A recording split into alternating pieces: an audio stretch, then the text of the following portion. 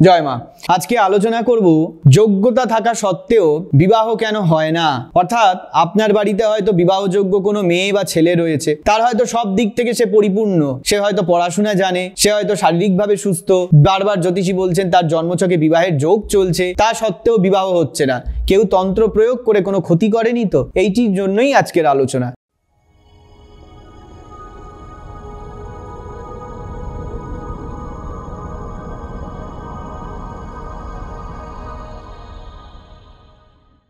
তবে আলোচনার পূর্বে আপনাদের কাছে অনুরোধ, ভিডিওটি এবং চ্যানেলটি ভালো লাগলে, গ্রহণযোগ্য মনে হলে অবশ্যই সাবস্ক্রাইব করুন এবং নোটিফিকেশন পাওয়ার জন্য বেল আইকনটি প্রেস করে দিন। মূল আলোচনায় প্রবেশ করি। আজকে আলোচনা করছি বিবাহ নিয়ে। বিবাহ বন্ধন। বিবাহ বন্ধন বলতে বিবাহকে বেঁধে দেওয়া। এই বিবাহ বন্ধন তন্ত্রের প্রয়োগ, ব্ল্যাক ম্যাজিক, অশুভ শক্তির প্রয়োগ করা অথবা ব্যক্তি জীবনে বিবাহের ক্ষেত্রে বাধা বা প্রতিবন্ধকতা সৃষ্টি করা, এইটি নিয়ে আজকে আলোচনা করব। দেখুন, এই বর্তমান সময়তে ধরনের সমস্যা বেশিরভাগ ক্ষেত্রেই দেখা যায় যে পিতামাতা বা যে কোনো ব্যক্তি তার নিজের বা তার সন্তানের বিবাহ নিয়ে অত্যন্ত উদ্বিগ্ন, চিন্তিত। দেখা যায় অনেক সময় যে কারোর জন্মছক, কারোর ব্যক্তিগত দৈনন্দিন বিষয়বস্তু, সেগুলি পর্যবেক্ষণ করে দেখা যাচ্ছে যে সেই ব্যক্তি, ছেলে হোক বা মেয়ে হোক, সে হয়তো বিবাহ যোগ্য বা যোগ্যা, অর্থাৎ তার বয়স যথেষ্ট, সে পড়াশোনা জানে, উচ্চ শিক্ষিত, সে ভালো কাজকর্ম করে, কাজকর্মের ক্ষেত্রে সে প্রতিষ্ঠিত, ব্যবসা হোক, চাকরি হোক, কোনো না কোনো ভাবে সে নিজেকে প্রতিষ্ঠা করেছে, তার যথেষ্ট যোগ্যতা রয়েছে, কিন্তু সবকিছু থাকা সত্ত্বেও তার বিবাহ হচ্ছে না। তখন আপনি কি করবেন? কোনো জ্যোতিষের কাছে, কোনো তান্ত্রিকের কাছে তার ছক বিচার করাবেন। তিনিও হয়তো তার ছক দেখে বিচার করে হয়তো বলছেন যে না, এর বিবাহ যোগ চলছে বা এর বিবাহ যোগ অমুক তারিখ থেকে শুরু হবে, চলবে, তখন আপনারা চেষ্টা করুন। আপনি হয়তো চেষ্টা করছেন বা সে হয়তো নিজেও চেষ্টা করছে, কিন্তু কোনোভাবে তার বিয়ে হচ্ছে না। দু রকম প্রভাব এখানে আসে। এক, হয়তো তার বিয়ে কোনো সম্বন্ধই আসছে না, সে যতই চেষ্টা করুক। আর দুই, হয়তো সম্বন্ধ আসছে, তার দেখভাল, তার দেখাশোনা হচ্ছে, কিন্তু ওইটুকুই, তারপরে সব সম্বন্ধ কেটে যাচ্ছে, তার বিয়ে আর হচ্ছে না।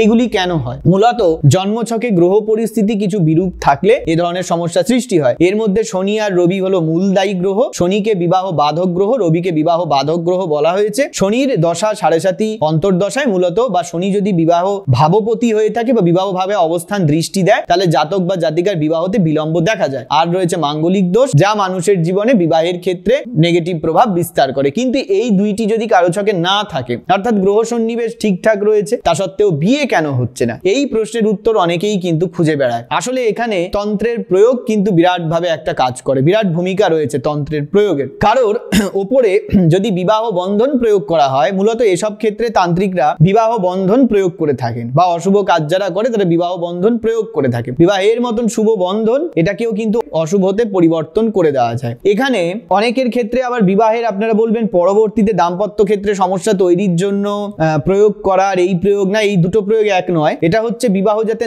না হয় তার ব্যবস্থা করা। জাতক বা জাতিকার এতে মূলত ব্যবহার্য বস্তু বা ছবি দরকার হবেই। এই দুটির মধ্যে যে কোনো একটির মাধ্যমে সেই তান্ত্রিক বা সেই কৃতবিদ তার উপর বন্ধন ক্রিয়া প্রয়োগ করবে। এই বন্ধন ক্রিয়া মানে বাস্তু বন্ধন, শরীর বন্ধন নয়। এই বন্ধন মানে বিবাহ বন্ধন, মানে তার বিয়েটাকে একেবারে পাকাপাকি খুঁটি দিয়ে বেঁধে দেওয়া হলো। এইবার এই বন্ধন আপনি যতক্ষণ পর্যন্ত খণ্ডন করবেন না, ততক্ষণ কিন্তু এর বিবাহের দরজা উন্মুক্ত হবে না। আপনি যতই পুজো করুন, যতই মানত করুন, যতই গ্রহ প্রতিকার করুন, যতই রত্ন ধারণ করুন, যতই তাবিজ কবচ করুন, বিবাহ বন্ধন যতক্ষণ খণ্ডন করা হবে না, এই বিবাহ কিন্তু ততক্ষণ সম্পন্ন হবে না। মূলত দেখা যায় যে এখানে বিভিন্ন কারণে এগুলো করে থাকে শত্রুরা। অনেক ক্ষেত্রে আমি নিজের কর্মজীবনে দেখেছি, কেউ হয়তো কারোর সঙ্গে দীর্ঘদিন প্রেমজ সম্পর্কে থাকার পর তার সঙ্গে বিবাহ করতে চাইছে না। এক্ষেত্রে সেই পার্টনার, সেটা প্রেমিক প্রেমিকা হোক, বয়ফ্রেন্ড হোক, গার্লফ্রেন্ড হোক, সে রেগে গিয়ে যাতে তার যে বন্ধু বা বান্ধবী ছিল সে যাতে আর কোনোদিনও বিবাহ করে সুখী দাম্পত্য জীবন না ভোগ করতে পারে, তার জন্য শত্রুতা করে কোনো তান্ত্রিকের কাছে গিয়ে তার বিবাহটা বন্ধন করে দেয়। অনেক ক্ষেত্রে দেখা যায় কোনো বাড়িতে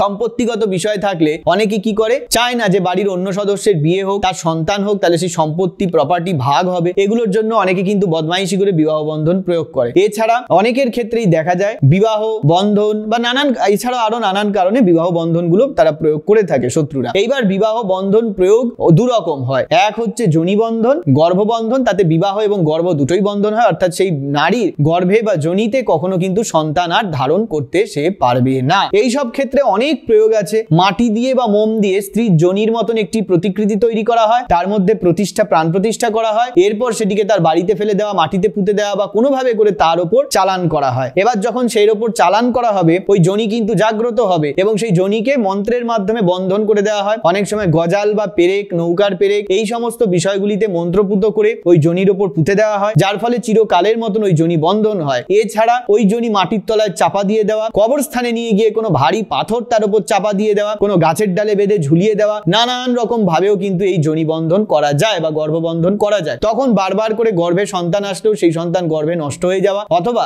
গর্ভে সন্তান গর্ভপাত যাকে বলা হয় সেটা হওয়া, অথবা কোনো না কোনো ভাবে করে মৃত সন্তানের জন্ম কিন্তু তার গর্ভ থেকে হতে থাকে, অথবা পরবর্তীতে ডাক্তার ঘোষণা করে যে তার গর্ভে আর কোনোদিন সন্তান সে ধারণ করতে পারবে না। এই ধরনের ভয়াবহ থেকে অতীব ভয়াবহ কাজ কিন্তু তন্ত্রে যৎ সামান্য ভাবেই কিন্তু সিদ্ধি করে দেওয়া যায়, মানে করে সফল করে দেওয়া যায়। এসব প্রয়োগ কিন্তু তন্ত্রে রয়েছে। বিশেষ করে কলিযুগে তন্ত্রেরই ব্যবহার বেশি, তন্ত্রেরই প্রয়োগ বেশি, তাই তন্ত্রের কিন্তু ভয়াবহ প্রবল দিক রয়েছে, যার মাধ্যমে এসব কিন্তু অবশ্যই সফলভাবে করা যায়। এক্ষেত্রে এটা ছিল গর্ভবন্ধন করা। এবারে অনেক ক্ষেত্রে শুধুমাত্র বিবাহ বন্ধন করা হয়। সেক্ষেত্রে জাতক বা জাতিকার বিবাহ বেঁধে দিলে সে যতক্ষণ ওই বললামই আগেই বন্ধন খণ্ডন করবে না, তার বিবাহ কিন্তু হবে না। এক্ষেত্রে দেখা যায় প্রচুর সম্বন্ধ তার আসবে, দেখবে, দেখা হবে, পছন্দ হবে, কিন্তু অকারণে কোনো কারণ ছাড়াই সেই পাত্র বা পাত্রীপক্ষ তাদের বাড়িতে গিয়ে মতামত পরিবর্তন করবে। তারা আর বিবাহের জন্য কোনোভাবে কিন্তু এগোবে না বা উদ্যত হবে না। এটাও কিন্তু বিবাহ বন্ধনেরই নমুনা। এরপর যখন সেই জাতক বা জাতিকার বিবাহ বন্ধন খণ্ডন করা হবে, ছিন্ন করা হবে, করার পর তাকে সর্বাগ্রে কিন্তু রক্ষা কবচ দিতে হবে, অর্থাৎ তাকে কিন্তু প্রতিরোধক দিতে হবে। কেন না, এই বন্ধন খণ্ডনের পর যে বন্ধন করেছিল সে কিন্তু বুঝতে পারবে কোনোভাবে যে এই বন্ধনটা কোনোভাবে খণ্ডন করে দেওয়া হয়েছে, সে কিন্তু পুনরায় এটা আটকাবার জন্য বন্ধন প্রয়োগ করবে। কিন্তু তার করা সেই বন্ধন যাতে ওই জাতক বা জাতিকার উপর ক্রিয়াশীল না হয়, তার জন্য কিন্তু তাকে প্রথম থেকেই বুলেট প্রুফ জ্যাকেট যেমন দেওয়া হয়, সেই রকম তাকে কিন্তু একটা প্রতিরোধক দিয়ে দেওয়া হবে। এই যে কবচ তাবিজের অর্থ হচ্ছে তাকে পুরোপুরি মুড়িয়ে দেওয়া। যেমন আমাদের একটা বুলেট প্রুফ জ্যাকেট থাকে যাতে আমরা গুলি আমাদের শরীরে প্রবেশ করতে না পারে, ঠিক সেরকম মহাভারতে কর্ণের কাছে তার কবচ এবং কুন্তল ছিল, যতক্ষণ তাকে বধ করা সম্ভব ছিল না। এটা শ্রীকৃষ্ণ নিজেও জানতেন, তাই জন্যই ছলে বলে কৌশলে তার থেকে কবচ এবং কুন্তল ভিক্ষা চেয়ে নিয়ে নেওয়া হয়েছিল। তা যদি না করা হতো, সেই কবচ এবং কুন্তলের শক্তির দ্বারাই কিন্তু তার মৃত্যু কোনোদিনই নিশ্চিত হতো না। তাই ভগবানদেরও কিন্তু এই কবচ এবং কুন্তলের কাছে কিন্তু পরাজিত হতে হয়। এই কবচের মাধ্যমে কিন্তু ব্রহ্ম শক্তি, ব্রহ্ম বাণ এগুলোকেও মানুষের শরীরে আসার থেকে প্রতিরোধ বা প্রতিহত করা যায়। এই কবচের এত শক্তি, কারণ কবচের মধ্যেই কিন্তু